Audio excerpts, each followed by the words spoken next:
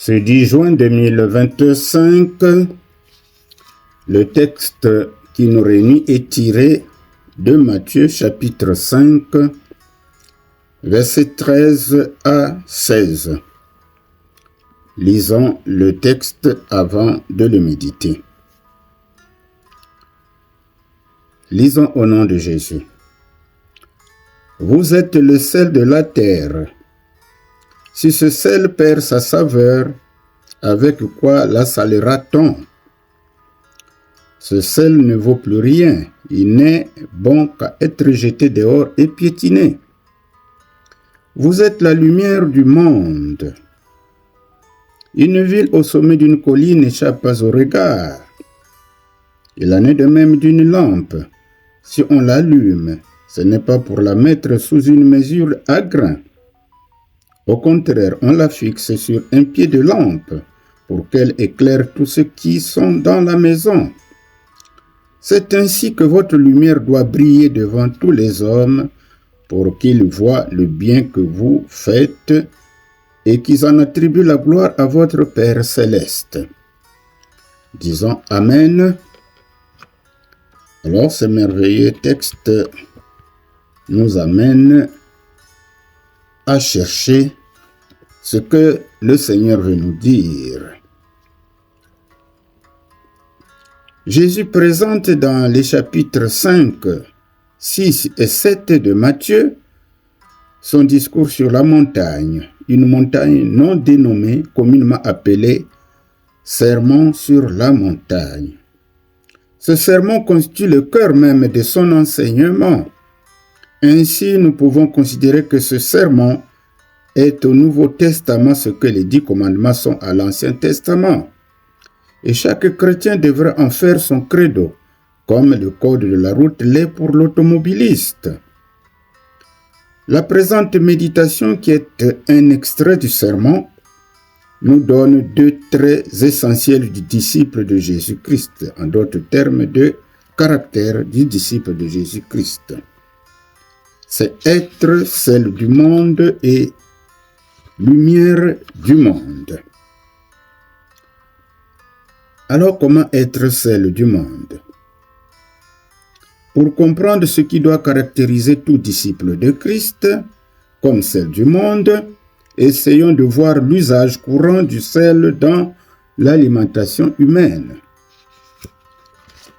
Alors, nous allons parler de 2 usages. Premier usage, le sel donne du goût à la nourriture.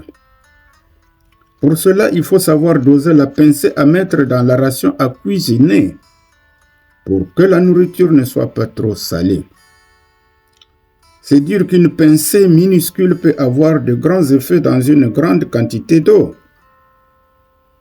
Chaque chrétien est un grain de sel qui se dilue dans l'eau qui représente le monde.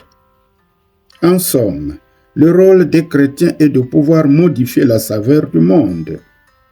Et en lisant attentivement les 8 versets relatifs aux béatitudes, c'est-à-dire versets 3 à 10, nous pouvons comprendre ce que doit être la saveur du monde. Deuxième usage du sel. Le sel sert à purifier et à conserver les aliments corruptibles et éviter ainsi sa putréfaction. En salant la viande ou le poisson, nous pouvons conserver ces aliments aussi longtemps que possible.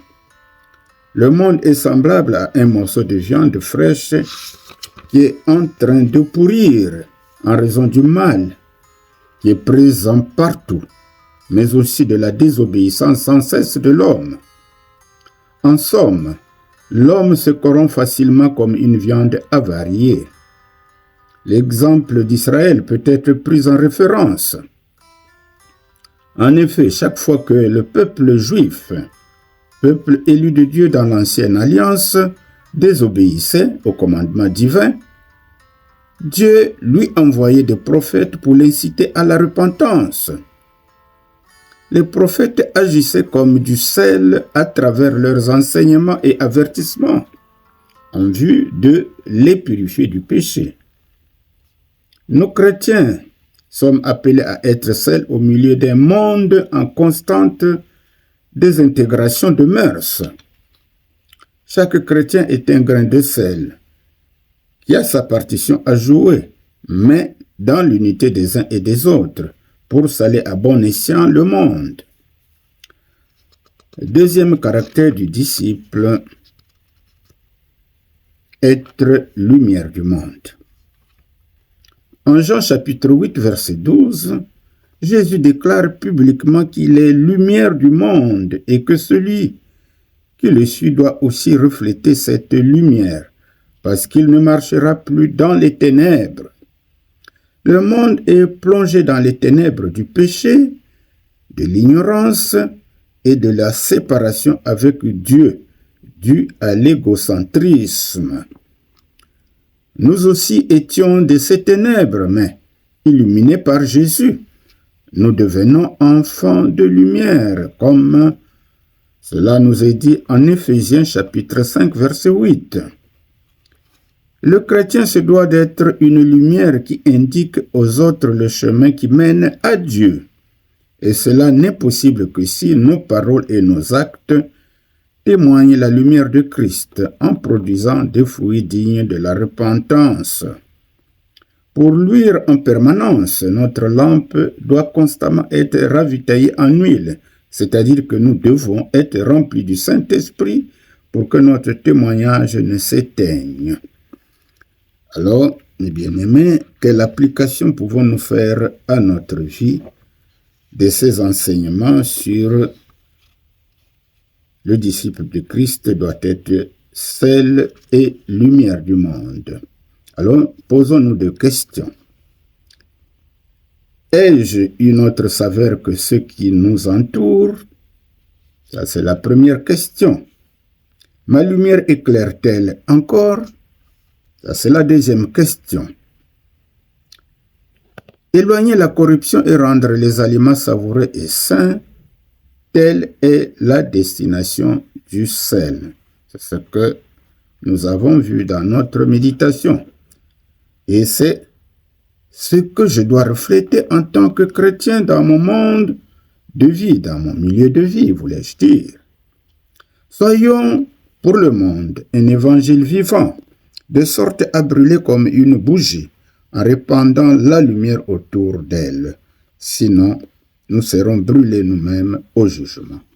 Alors voilà, mes bien-aimés, ce que nous avons tenu à partager avec vous. Vous pouvez continuer à explorer le texte. Likez et surtout abonnez-vous pour nous encourager à partager chaque jour un extrait de la parole de Dieu. Que Dieu vous bénisse.